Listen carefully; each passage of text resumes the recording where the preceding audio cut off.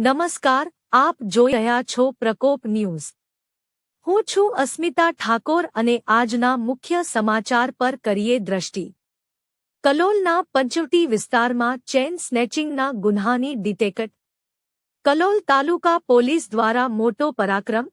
પંચવટી વિસ્તારમાં તાજેતરમાં બનેલા ચેન સ્નેચિંગના કેસમાં આરોપી પકડાયો। ગાંધીનગર રેન્જના પોલીસ મહાનિરીક્ષક શ્રી વિરેન્દ્ર યાદવ સાહેબ અને જિલ્લા પોલીસ અધિક્ષક શ્રી રવિ તેજા વાસમ શેટ્ટી સાહેબના માર્ગદર્શન હેઠળ પોલીસે આ સફળતા મેળવી છે। સાબિત પુરાવાઓ અને ચોક્કસ બાતમીના આધારે પોલીસને જાણ થઈ કે ચેન સ્નેચિંગના અગાઉના ગુન્હામાં સામેલ સાગર ઉર્ફે ટેચિયો દશરથજી ઠાકોર નામનો શખ્સ માણસા તાલુકાના લાકરોડા ગામનો વતની ઓળા ચોકડી વિસ્તારમાં ઊભો છે।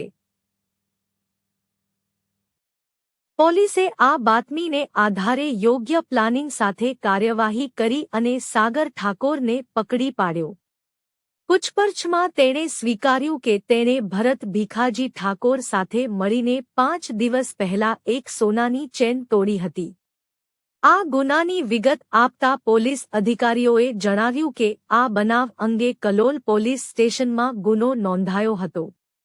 પકડાયેલા આરોપી સાગર ઉર્ફે ટેચિયો દશરથજી ઠાકોર લાકરોડા માણસા, ભરત ભીખાજી ઠાકોર કુંડળ ગામ મહેસાણા નામના શખ્સની ધરપકડ બાકી છે।